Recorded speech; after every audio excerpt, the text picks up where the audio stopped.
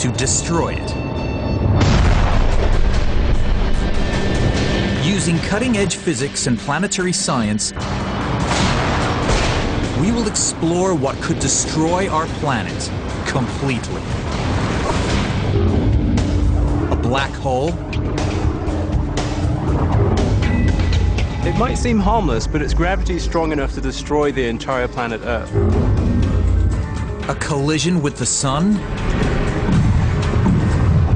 Before you know it, the Earth is falling into a fiery plummet. A huge antimatter bomb? Poof, okay, at a huge annihilation. A giant rock from space? You wouldn't want to be standing here 50,000 years ago. Or perhaps a swarm of self-replicating robots. It's been a nightmare of sci-fi.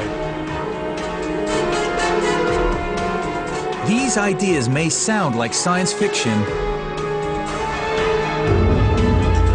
but they're all grounded in proven scientific fact.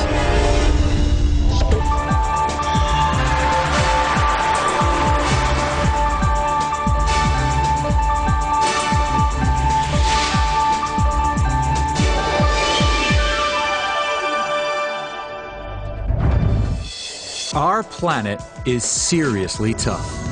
It has survived everything a hostile universe could throw at it for 4.5 billion years. Yet in the past few decades, we have developed technologies so powerful that some people fear we could literally destroy the Earth. It's time to find out if they're right. 6 top scientists are about to reveal what it would really take to destroy an entire planet.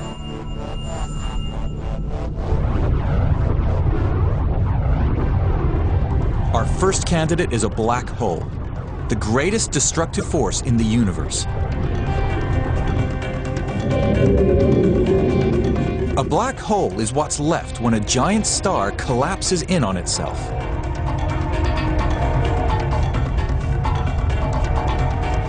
The result? Gravity so strong that nothing can escape, not even light.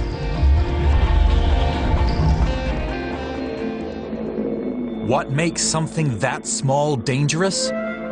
Density. The closer you get to the core of an object, the greater its gravitational tug.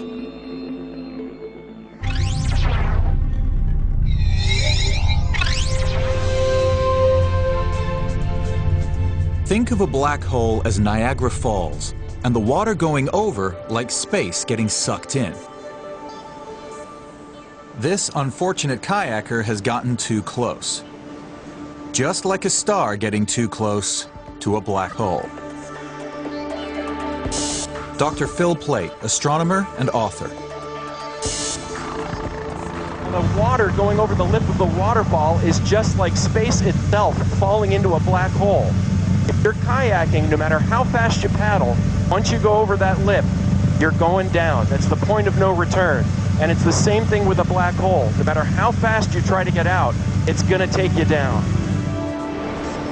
The gravity in a black hole is fundamentally different from the gravity we experience in normal life. Normal gravity you can escape from, at least in theory. Cosmologist and golfer Professor Lawrence Krauss. It's commonly said that what goes up must come down, but that's not always the case. For example, if I hit this golf ball here and I hit it well, it would go fairly far, but it would still come back down to Earth. If I hit it harder, it would go further and still come back down. But if I hit it with a speed of 5 miles per second, it would escape from the Earth's gravitational field.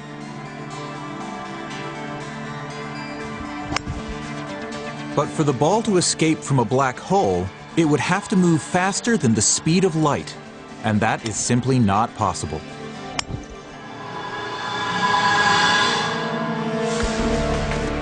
What goes into a black hole, planets, or even stars, never comes out.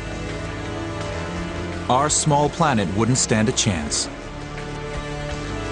For anyone looking for a way to destroy the Earth, black holes are a good place to start.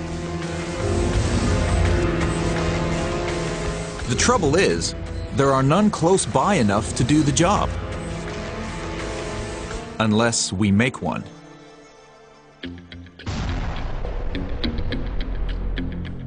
That's where the atom smashers come in.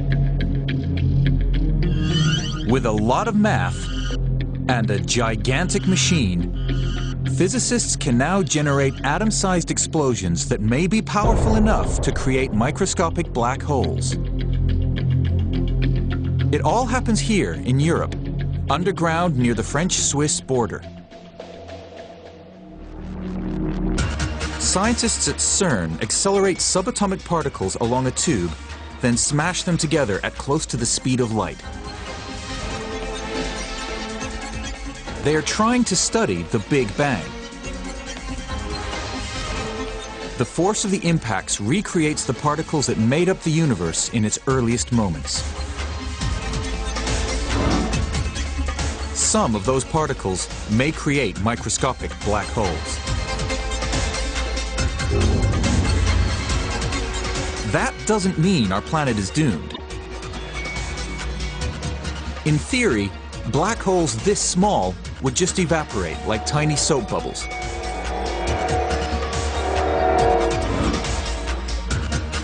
To destroy this, you need something bigger.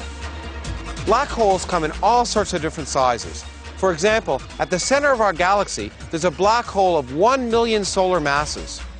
If you took the mass of our sun and compressed it down to be a black hole, it would be the size of a large American city like Phoenix here. On the other hand, if you took something like this mountain here, which is maybe 1 million tons, and made it a black hole, it would be smaller than the size of a single atomic nucleus. Somewhere along that scale, black holes get powerful enough to cause serious damage. To destroy the Earth, it turns out you need a black hole that weighs about the same as the Earth. The Earth is 8,000 miles across. But a black hole weighing that much would be the size of a marble. Professor Clifford Johnson, physicist. Here I have a marble-sized black hole. It might seem harmless, but its gravity is strong enough to destroy the entire planet Earth. What would eventually happen is that it'll start sucking things in, slowly at first, and then it will grow in size. It will grow and grow and grow until it swallows the whole Earth. To imagine what that marble would do to the Earth, picture what it does to a physicist. The gravity is much stronger on one side of an object closer to the black hole than it is on the other side of an object, producing an effect that's called spaghettification, as that object is stretched out and pulled apart as it falls into the black hole. A big enough black hole could do this to our whole planet.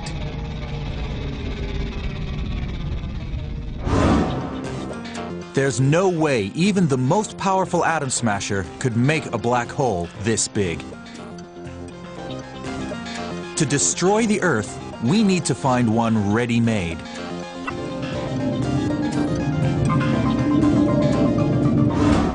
Astronomers think there are 10